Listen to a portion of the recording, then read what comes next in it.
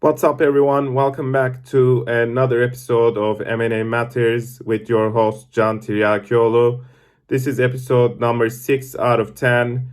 Hope you all had a great weekend and had a good start to the week. So, on this week's first episode, I'd like to cover what the deal life cycle is and the key terminologies related to the deal life cycle, such as pre-deal and post-deal and signing and closing.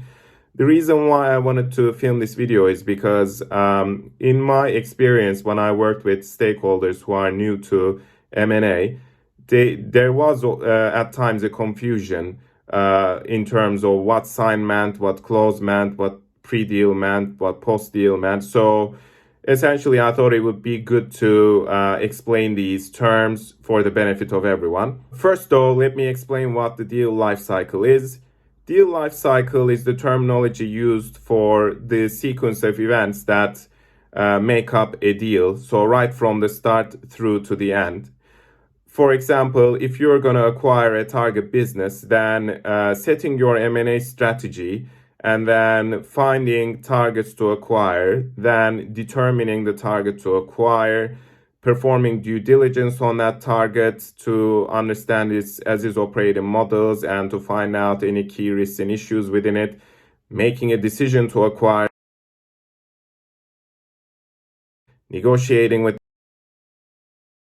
to sign a deal, and then signing a deal to acquire the target, and then day one readiness, so be getting ready or preparing to close the deal, and then closing the deal. So basically, the buyer now acquires the target, and then integration of the target through the existing business. So all of these are the various stages within the deal life cycle from the point of a buyer.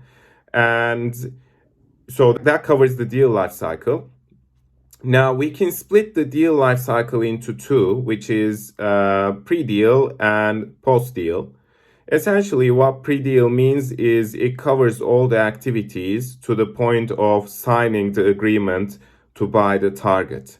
So everything done before that is called pre-deal. Setting the M&A strategy, target selection, due diligence of the target, these are all pre-deal activities.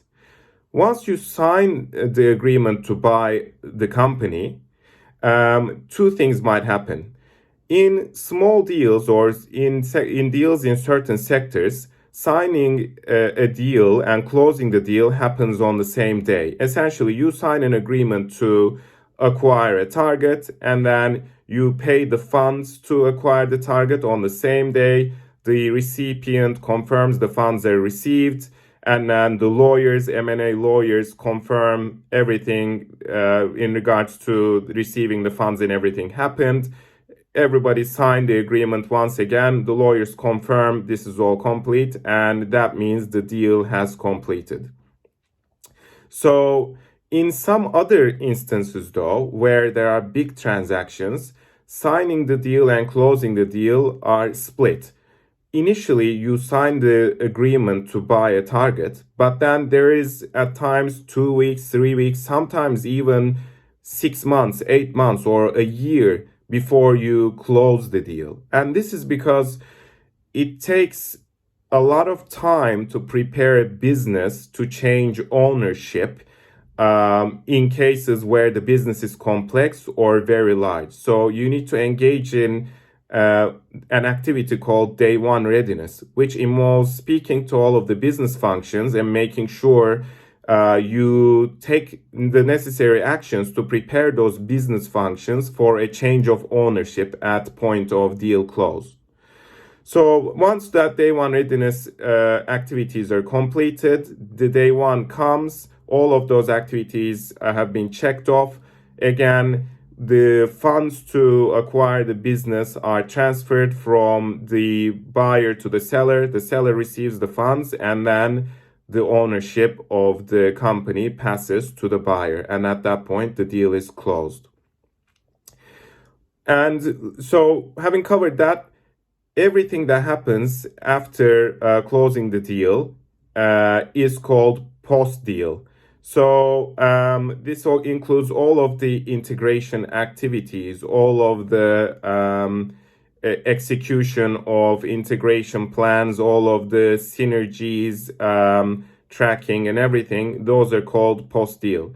And this is the reason why sometimes you would hear integration specialists referred to as post-merger integration specialists, because it's a post-deal activity.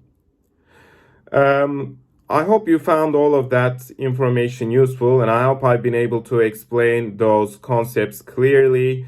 If you have any feedback, let me know. If you have any questions, let me know. If you like this episode, then press the like button, and I'll see you on the next one.